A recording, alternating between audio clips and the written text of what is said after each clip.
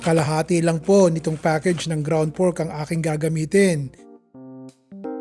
Brown sugar, ground pepper, soy sauce, garlic, minced garlic. At habang tinutunaw po natin yung asukal, tikman nyo na po muna, i-adjust nyo na po yung lasa kasi po pag nilagay na natin yung ating mga susunod na ricado, hindi nyo na po mababawi. Maalat na ba? Matamis na po ba? May garlic flavor na po ba? O kung okay na lagay po ako ng konting asin at para po magkakulay, lagyan po natin ng anato or atsuete powder.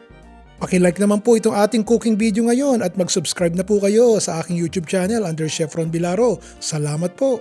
Maglalagay po tayo ng 1 kutsarang tubig at saka po 1 kutsarang cornstarch ang ilalagay natin.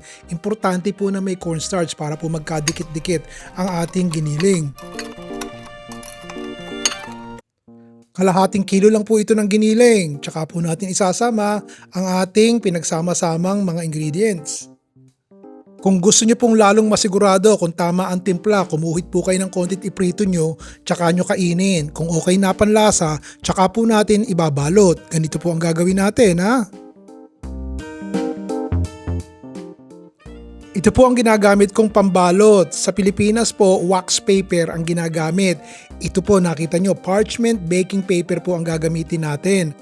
Basta gupitin nyo po ng kudrado at ang measurement po ay 4.5 by 4.5 inches. Kung gusto niyo pong wag mahirapan ng kababalot, pwede pong ganito tipid sa oras. Nakita niyo po itong ating mga plastic bag na ganito. Kung pambahay lang naman ganito po ang suggestion ko. Pero kung meron po kayong parchment o kaya wax paper o kaya aluminum foil, pakikita ko po muna sa inyo kung paano ko po binalot.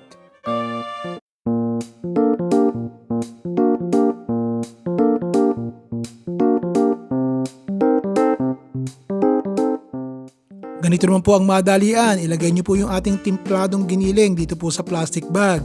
Pagkasara nyo po, make sure it's sealed properly at wala pong air.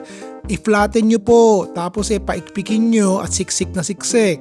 Tapos i-portion nyo na po para pag piprito, pagkalabas sa freezer, alam nyo po, nahihiwain nyo na ganong size. Let's put a tiny bit of water into a small pan. So after about 2.5 hours in the freezer, I am now unwrapping.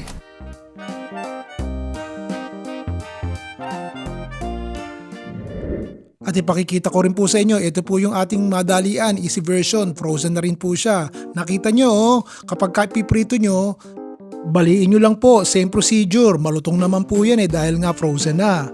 Water, about 3 tablespoons of water. Okay, that was about 3.5 minutes. Ipinakikita ko lang po para dun po sa mga kaibigan natin na hindi marunong magluto ng skinless longganisa o nakita nyo na wala na po ang tubig at nagmamantika na po dahil may konting taba yung ating longganisa o lalagyan na po natin ng konting mantika. Gagawin po natin, ipiprito natin to. Hayaan nyo po munang matusta yung ilalim. Huwag nyo po munang kalikutin dahil pagluto naman po yung ilalim, matutungkab nyo yan on its own katulad po nito. Meron na po tayong pang-almusal o kaya kahit madali ang hapunan kung wala mang naiisip na iluluto.